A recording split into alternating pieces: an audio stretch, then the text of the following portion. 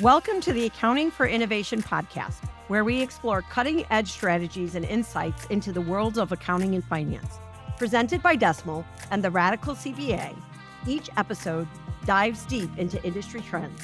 Whether you're a seasoned professional or a budding entrepreneur, join us as we unpack key concepts and share practical tips to drive success.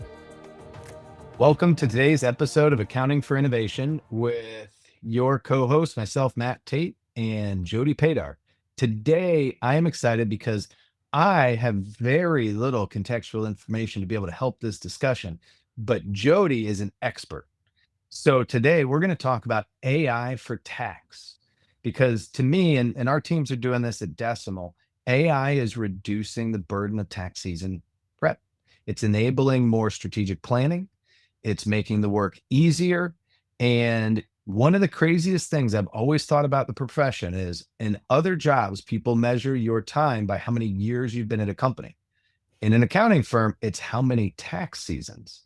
So Jody, how are we going to use AI to make that less impactful? Oh, I love AI in tax. So to give people a little bit of background, if they haven't, been around me for a while, is my last full-time position was with April Tax Software. And April Tax Software built tax software to compete with TurboTax. So on the consumer side, I was employee number one, and I worked hand in hand with the engineers to use AI to build tax software from scratch. Now, the way we used AI is we used the language models to read the forms instructions and to code forms faster. And we were able to get from nothing or zero federal and no states to have complete federal coverage. Now, granted, there was a limited form set to it in 3 years, which is unheard of, right? When you think of and we had, I don't want to say a handful of engineers because we did have a team, but we had nowhere near the team that any of the other legacy providers have to develop software. So that's how fast the compliance-based software is going now and using AI to develop it. And now, and that was even before kind of ChatGPT, because that began in the end of 21. And the models are that much smarter now. So, but now when you think about it in the professional side, because we built it in the consumer side, and professionals are always a little bit more, picky about how their software works. Now, when you look at it on the professional side, I can honestly say, guess what? It was done on the consumer side. It can be done on the professional side. So it's now a question of who and how fast are they going to get there? And when you look at all the pieces of tax software, it's not just the filing side, which is what I did at April. It's the gathering of documents. It's the kind Pulling of it all in. I'll call it the pre-tax work. In a CAS, they call it pre-accounting, which is all the bookkeeping and the receipts. So how do you get all that pre-tax work done? And there are already tools on the market that are starting to kind of redefine what that organizer is, like an organizer on steroids, right?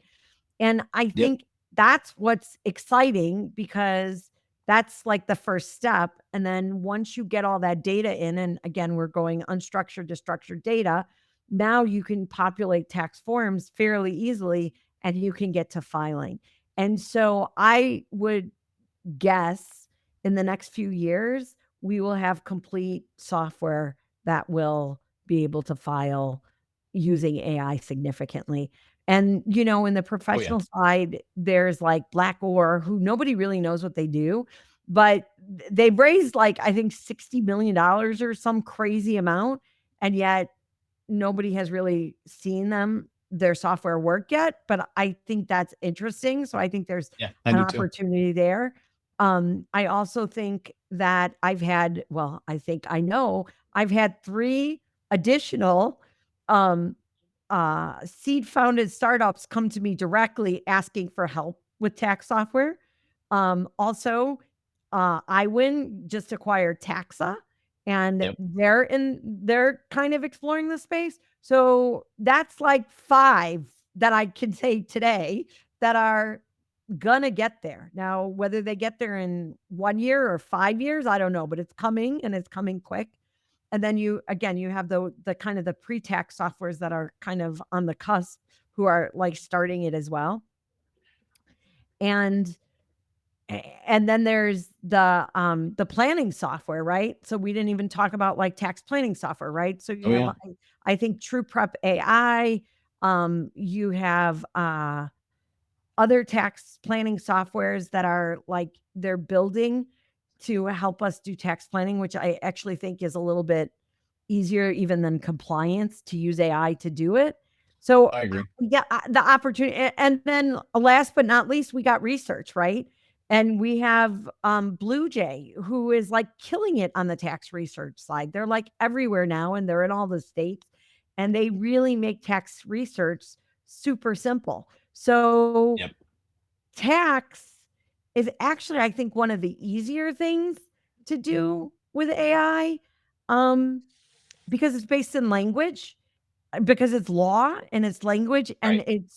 it's yes or no. There's less gray in it. I mean, there's still gray, but I'll say there's a little bit less gray. But anyways, I'm excited about it. Matt, what's your take on it? That was a lot. Oh no, I agree. Not that it was a lot. It was a lot, but it was great. I think that it's awesome. I mean, what I was talking to my team the other day, and I said, you know what my ideal is? We get a last year's tax return from a client, and then we just watch software reach out to them and tell them exactly what we need from them, exactly what states they're going to file in. It follows up with them in a good mannered, humanistic way. It compiles all the information, it fills out the forms, and you guys are just advising them on a few things. So that to me is the most amazing outcome for where I think we're going to get to pretty quickly. And the reality is I agree with you, it's easier. I think you're gonna see AI adopted faster through at least SMB tax than you will in CAS and bookkeeping because it is so legalistic. In CAS and bookkeeping, it's a very flexible kind of program that you can do. Everybody's different. You have different charts of accounts, desires, wants, businesses, industries. But kind of tax is tax, and it's pretty well regulated. You do have some gray areas, and I think those of us that pay taxes should always have a rule of trying to legally pay as few as possible. But I think as you really look at it, there's a lot of opportunity out there. And the tech stack that we look at is you want the Blue Jays for research, and we use TaxDome and its capabilities, and we're even looking at how do we maybe replace that with something newer. And then your filing side, I think there's a lot of opportunity out there. Well, I think it's exciting. I think the hard part is the legacy vendors have owned the space for so long, and Oh, they big time. are, you know, not so accepting of new players in the market. And I think the hard part about it is too is that CPAs have to adopt and they have to kind Yes, of test it. And that's where that's the hard part because if these companies are VC backed and funded, they want to show adoption. And if CPAs don't adopt the new software and they don't try it out because tax season is so busy and they don't have time for it and all of these things, then what could happen, and I'm going to play like devil's advocate here, right? What happens if these companies get all this money to change things and nothing changes because we have no adoption because the CPAs or the tax preparers have kept their heads down and not changed. And to me, that's the hard part because tax software is so complex and it does take a lot of money to get it there. does. And you have to show adoption for VC to continue the funding. And so anyway, so that's the other side of it that actually concerns me. Whereas bookkeeping, the adoption is already here. It's already moving. Like I don't I I think there's a huge opportunity for tax, but I also wonder is will it continue or will tax people like almost hurt it? And that wouldn't be Blue Jay because Blue Jay I think is solid and already here, but I'm talking about truly from the tax prep side. Well, that's because Blue Jay solves a problem that is the research side of things. it just makes that easier without liability, really. Like any other thing, the liability, the risk angle hits accountants. And as somebody that comes from the tech industry a little bit, I think it's very hard to build technology in accounting because in most technologies, you see the kind of hockey stick growth curve go like this. In Mhm. accounting, it goes like this. And it does have that. We saw Bill.com as a great example in kind of relatively recent history, and Ramp is another one. But the reality is, you have a much longer period where the industry gets comfortable. The problem is that technology is changing and improving so fast. What I wonder is actually going to happen is you're going to have this. One of the dichotomies in tax that I think has always been fascinating is if you bring out new college grads and put them in a big firm, you effectively are telling them, hey, we need to take your technology brain and your experience with technology, put it in a box and dumb you down to now use the tax software that you're going to use at this big firm. And I think what you're going to start to see is these younger generations of accountants that are going to hop out and say, I'm not doing that. I'm going to start to use this. And you'll see more. I wonder if we're going to see more of a grassroots implication on tax where you have uh, the younger generations are saying, I'm not going to do all of that. I'm going to use this stuff, get paid similar wages, and just make a ton more money for a period of time. QuickBooks Online and Microsoft 365 are essential tools for modern businesses. But what happens if your data is lost or compromised? SysCloud, a proud sponsor of the Accounting for Innovation podcast, provides advanced backup and recovery services, as well as ransomware protection and anomaly detection, ensuring your business can continue operating even in the face of disaster. SysCloud, peace of mind for your business's critical data. Visit syscloud.com to learn more. That's syscloud.com. And now, back to the show. Yeah. So the only hard part about that is tax is so big and so complex Oh, yeah. that it, you know, but the other thing is, I guess too, on the other side of it is the tech costs are coming down significantly. Big And time. even like, so what's the ability to develop tax software faster, professional tax software faster? And it's a seasonal business, so that's the other side of it too, right? Like, you only have tax season once a year, so it's really hard to iterate through. So So it's I have a gonna be question. That interesting. seasonality, does it provide an opportunity? I was actually asking our tax team this the other day. Does it provide an opportunity to test on the fall tax season versus the spring tax season? Looking at all the extensions and using those as your opportunity to maybe test and run parallel processes versus trying to do it when everybody's so busy. So the yes and no. So the hard part is the development has to be approved by every state regulatory agency, and all of that stuff happens at the beginning of the year. So if you haven't developed it to get approvals, then it doesn't matter because you can't Yeah. continue to iterate. So again, that's why like tax software is so difficult to build. It's not just the software, it's the regulatory agencies, the IRS, and every state Department of Revenue, or revenue agency that creates the bottlenecks and the the rules that don't allow you to iterate fast enough. So not only do you have the CPAs who are holding you back, you have all the regulatory agencies who are holding you back. Hence why there's only 3 tax software providers, or like the big ones, right? You'd think they might all be in cahoots. It's they were the early ones, they got in and they figured it out, and that's why they've been able to kind of, you know, hold the market. So, but like Yeah. I said, we have tax that got acquired by iWin, so but they're in it now. You have HubSync, I think. They're in it at again at the bigger firm level. So, like, and then there's the 3 new ones, and like it seems like every other day someone's calling me to say, "Hey, I wanna build tax software."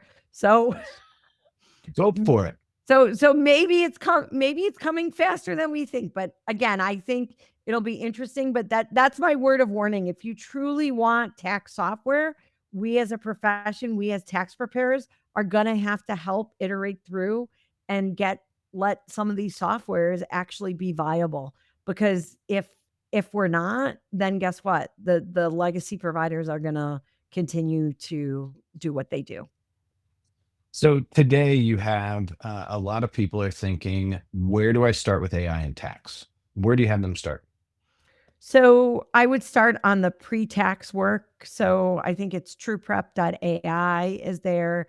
I think it's Soroban, right? Is I think one of that's right. them. Uh I think there's a couple others that are really on the pre-tax work. Um and I think that's where you start. And then I think you start in research, um, and you get used to like Blue Jay.